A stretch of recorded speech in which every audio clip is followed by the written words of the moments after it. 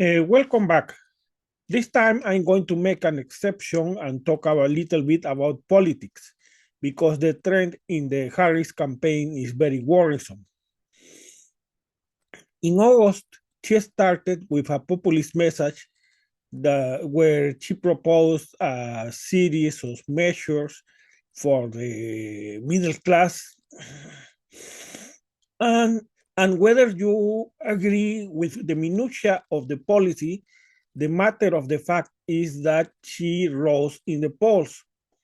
That until she plateaued. And when did she plateau? In September, when she tried to look a bit more, two factors. She tried to look a bit more moderate, and by moderate, you should understand representative of the status quo, and the influence of her campaign manager, JenniferO'MalleyDillon, tied her to Biden, who is not just a status quo, but a very unpopular status quo. So, even though she had from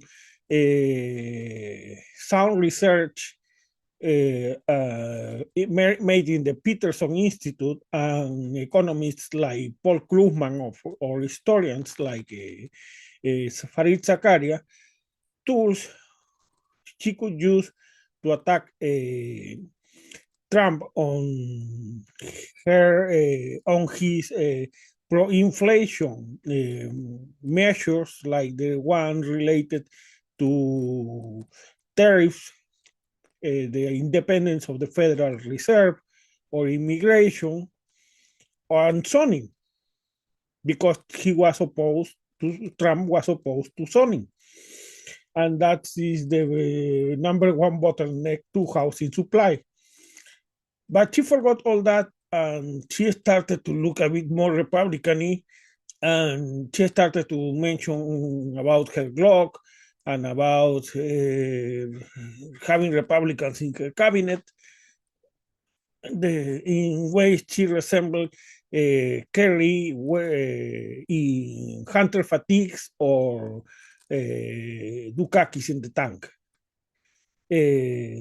Not just that, is while she was dithering in ridiculous policies that alienated her base in order to pander to an imaginary base that is anti-Trump Republicans. Trump had a change of heart, so he passed from opposing zoning, a reform of zoning, to support a reform of zoning and permitting. Then, while you could see phenomena like the odd behavior of mortgage rates after the Fed cut the interest rate because they have been increasing instead of decreasing, and a high level of inflation uncertainty, especially among those with incomes around $50,000, she decided to ignore pretty much that kind of message. And as I mentioned, she began talking about her blog or about having Republicans in her cabinet, as if those were the main concerns of voters. If somebody can show me a poll that says top priority for voters, having a blog and having a Republican in the cabinet, please let me know. Then, as I mentioned, she moved from parading to every rally with Biden, a symbol of unpopular status quo, to parading with Cheney, who was another symbol of another unpopular status quo. If you are the candidate of change, you cannot be linked to a status quo, much less a very unpopular status quo. Then another mistake is Harry has spent more time attacking Trump, and sometimes with attacks people don't take seriously, not because the charges are not serious, but because they don't take Trump very seriously. But the time she has spent attacking Trump is time she has not spent talking about the needs of the working class that could have helped her much more in the polls. Then to that, you can add her own words in the View when she said that she could not think of anything she would have done differently from Biden, and that she was going to pretty much be a continuation of Biden. If you see Biden's approval, you will see that that is profoundly stupid, and yet that's what she did. And I'm not. I don't believe I am too hard when I use the word stupid, because compare this to Clinton.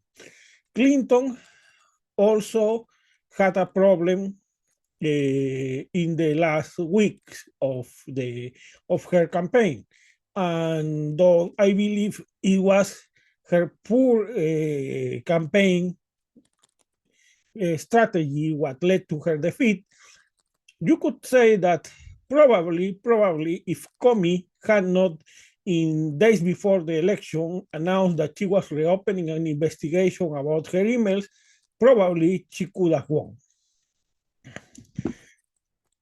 So, but in other words, you could, among in some of the different scenarios in which that campaign had played, you could have chosen some in which the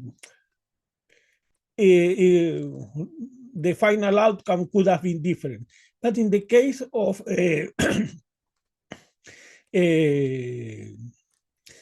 Kamala Harris, all this damage is not done by somebody else like Comey, it's self-inflicted.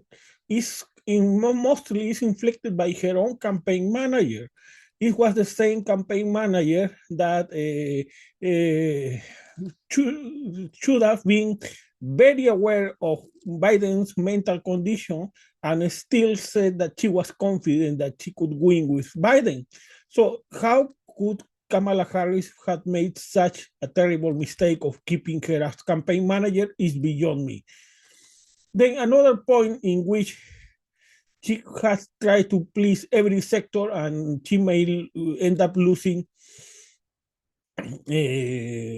enough votes to lose in where she needs to win is her distancing from the woke left and the woke, especially because some of the charges made against her are because in 2020, when many candidates made ridiculous proposals, even Elizabeth Warren, about in order to please to pander to this woke left, she made some about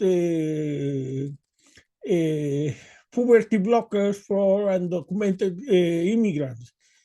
And every time she has been asked about that, she has avoided a direct answer. In other words, you are assuming the voter is stupid, or you are assuming that you can misdirect the voter, or simply you are hiding something. That's why the voters are going to believe. Why not following the example of FDR, his advice? He was reelected 3 times, 4 terms, something not even Obama could do this, could do, or Clinton could do these years, at least in popularity, because of course there is a 2-term limit. But FDR's advice was, if you have made a mistake, admit it frankly and try something else. In this case, you are a candidate, propose something else. He was a populist because he was against the elites. And in times of uncertainty and unpopularity of the status quo, if you are not if you are not a populist, you are doomed to fail, to be defeated. That's why Trump has made practically no proposals. All he has said is about interest, the deductibility of interest rates for car loans and taxes on tips. As you could see, there he has not made any serious effort to propose anything on policy. Policy should have been your turf, should have been your strength, and then you have renounced to it in order to look like all the Democratic candidates who have failed before you have tried to do, look like Republican light, instead of invoking a more successful standard that is the standard of FDR. Thank you. Good evening. This is Brian Thomas Simons, and these are the main headlines of this hour. Among other news, in Mexico, the National Supreme Court of Justice of the nation declared that the President of Mexico had the right to alternative incomes after dismissing a suit filed by the Attorney General of the Federal District against former President López Obrador. In Mexico, the Attorney General of the Federal District was declared missing after filing a case before the Supreme Court against former President López Obrador. In Mexico, former President Andrés Manuel López Obrador offered to campaign for candidate Donald Trump in the United States. He said, "He's an American who knows how to put a Mexican in his place. He's not like Biden, who treats us with respect. I admire his energy, and that's why I am going to encourage every American of Mexican descent to vote for him," the former Mexican president declared. This has been the news of this hour.